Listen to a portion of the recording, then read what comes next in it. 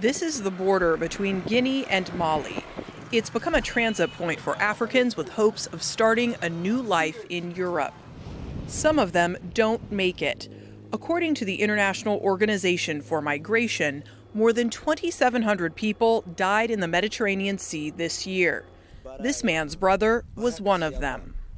When he left for Europe, everybody was crying. You wouldn't want to see your family member dying like that at sea. But the prospect of danger and poverty back home is enough for people like Shaku Soare to keep pushing ahead. I left Sierra Leone because of persecution.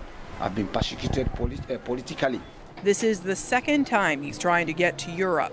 When I went, I was unfortunate when I met this Islamic attack.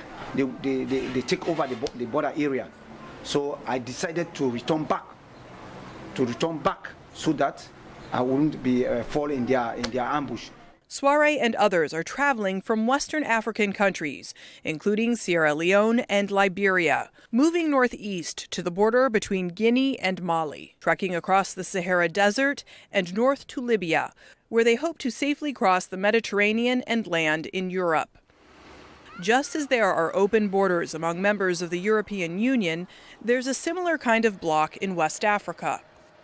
It's called the Economic Community of West African States. Since 1975, 15 countries have been part of a borderless region where people can move freely.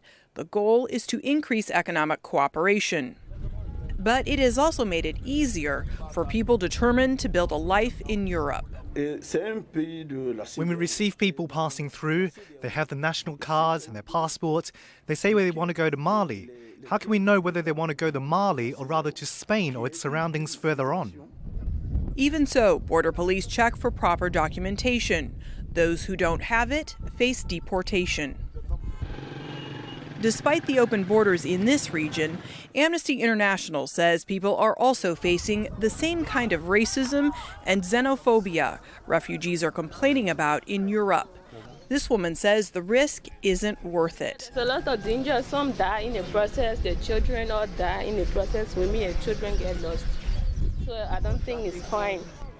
But disapproval, danger, and the worries of family don't appear to be enough to squash the dreams of many Africans heading north. Natasha Ghanem, Al Jazeera.